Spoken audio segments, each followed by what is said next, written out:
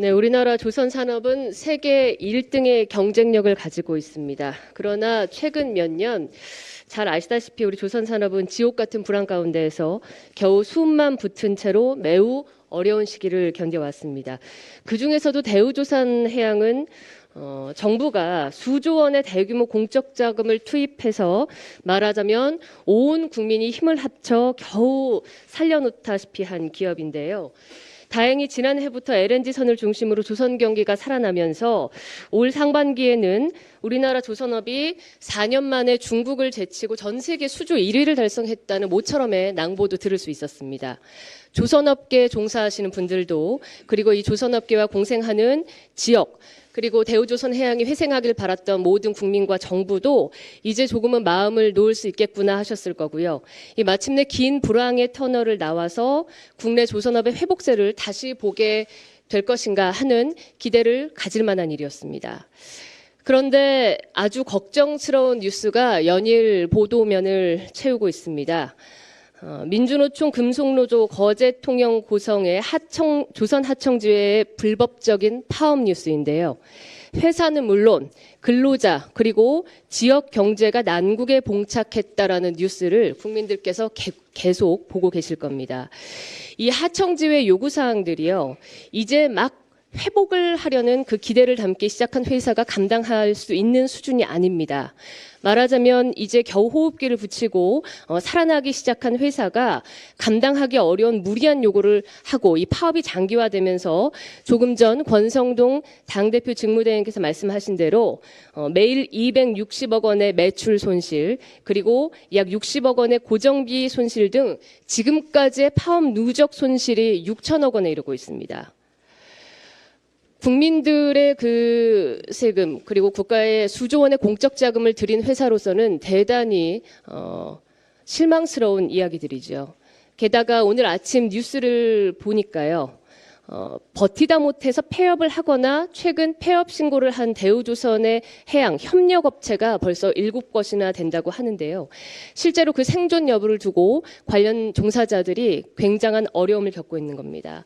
거제 시민들 역시 코로나로 참 어려웠던 경기가 이제 겨우 살아나려고 하는데 지역 경제의 날벼락을 맞았다고 울상짓고 있습니다.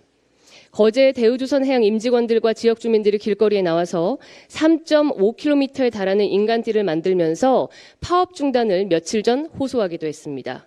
이 일을 해야 대우조선도 살고 거제도 산다고 지역 주민들이 직접 나서서 외치신 겁니다. 제일 중요한 것은 뭐니 해도 우리가 먹고 사는 문제입니다. 고물가, 고금리, 고환율 상황에서 이렇게 파업이 장기화되면 국민 경제, 특히나 이렇게 국가 산업이라고 할 수 있는 조선 산업이 흔들릴 경우에 국가에 미치는 부정적인 영향이 매우 큽니다.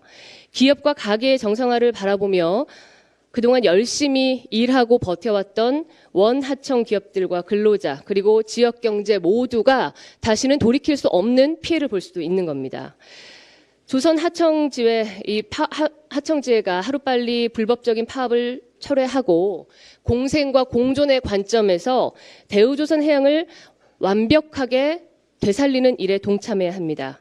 그리고 비로소 정상적인 궤도에 올라섰을 때 정부, 국민, 그리고 지역민들과 거기 함께하는 근로자, 사용자 모두가 우리 이제 정상적으로 운영할 수 있다라는 그 궤도에 올라섰을 때 이러한 요구들을 해도 때는 늦지 않으리라고 생각합니다. 윤석열 정부는 대우조선해양의 하도급 업체 노동조합을 파업을 불법으로 규정했고요. 지금 또 파업 중단을 촉구하고 위법한 점거 음성에 대해서 법과 원칙에 따라 대응하겠다고 이미 밝혔습니다. 법원도 조선 하청지의 무단 점거 행위가 정당하지 않다고 이미 퇴거 명령을 내린 상태입니다. 다행히 현재 하청지회와 하청 노동자 그리고 소속 회사 대우조선해양노조, 대우조선해양이 참가한 4자 회담이 진행되고 있습니다. 피해 손실의 최소화를 위해서 이 합의가 반드시 조속히 이루어져야 하겠고요. 절대로 파국으로 치달아서는 안 된다고 생각합니다. 자칫 잘못하면 다시 또 국민의 혈세, 공적 자금을 지원해서 이 회사를 살리려는 그런 소모적인 일을 해야 할 수도 있지 않겠습니까? 또 실수를 하면 이번에는 국민 모두가 피해자가 될 수밖에 없습니다. 정부 또한 이러한 상황을 엄중히 인식하고 흔들림 없이 법과 원칙에 따라 그 반석 위에서 마지막까지 대화와 타협으로 문제가 해결될 것으로 노력해 주실 것을 부탁드립니다.